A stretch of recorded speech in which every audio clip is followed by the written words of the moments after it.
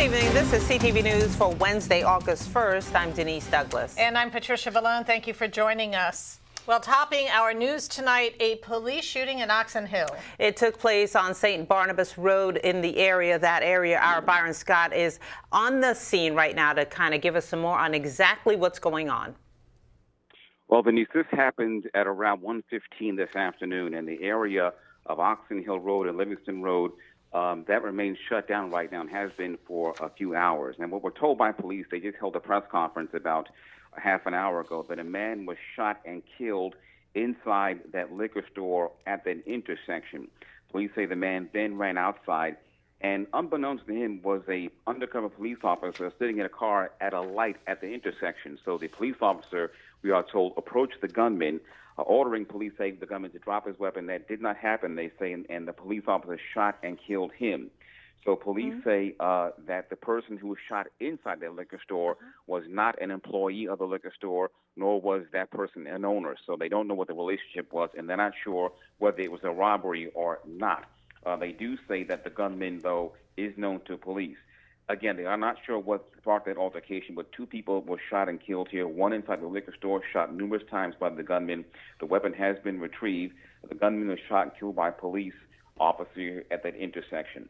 And that's what happened here. Witness is telling us this afternoon. Very busy scene here. Back to you guys. Now, Byron, what's going on at this point in terms of people getting back and forth? Because we're into the rush hour area at this point, or rush hour time, I should say, at this point. Well, as you know, this is a very busy intersection, particularly around rush hour. And I know there are some businesses around here. For example, there's an Exxon across the street here, and they're telling us that they can't finish working on people's cars today because of all the commotion, and people just can't get through here.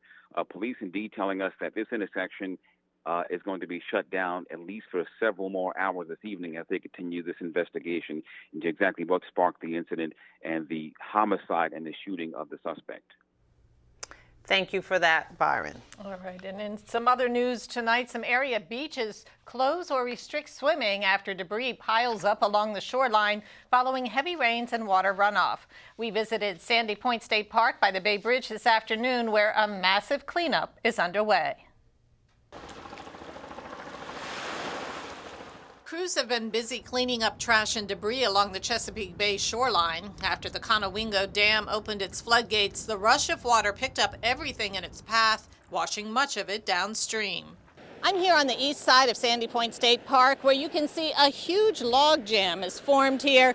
A lot of wood and debris that have just blown into the shore. But it isn't just the wood debris. If you look down here, you'll see an old tire has blown in. Over to my left, a blue bin, a barrel that is just huge. And then you'll see tons of glass and plastic that have blown in right here to the shoreline. At Sandy Point State Park, you could find bulldozers and dumpsters loaded with driftwood and other items, and a large number of staff and volunteers helping with the cleanup effort. So we have about 3 dozen park employees here right now from all over the state. Obviously Sandy Point State Park's here because this is Sandy Point. And we're concentrating on trying to remove the debris from the swimming beach. Beautiful coastal communities are totally covered in trash, and we deserve better as Marylanders.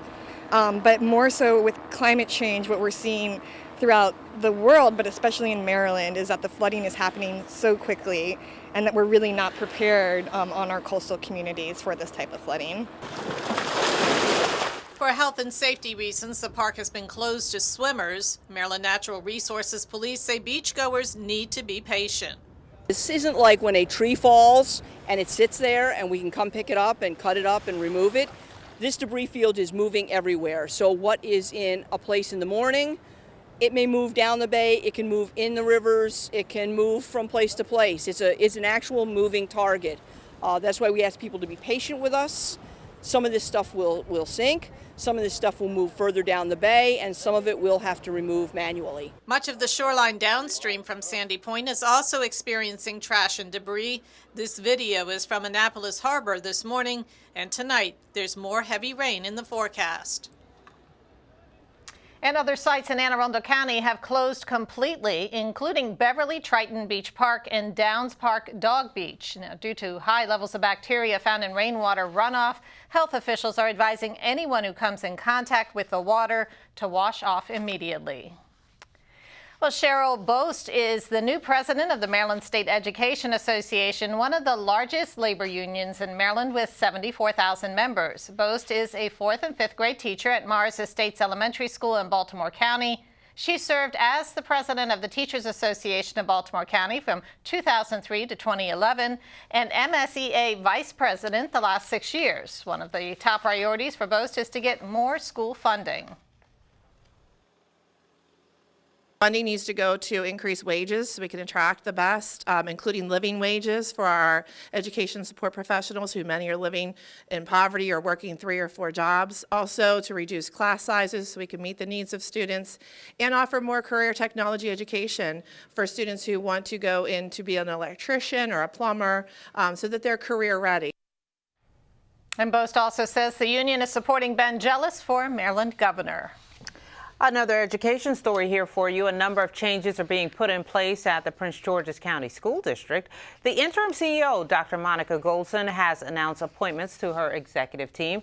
Kara Miley Libby will be the Chief Academic Officer. Douglas Strader has been appointed as the Chief Accountability Officer, and the Chief Information Officer will be Wesley Watts Jr. In addition, Howard Burnett, who was a former interim superintendent, will rejoin the district as acting Chief of Human Resources.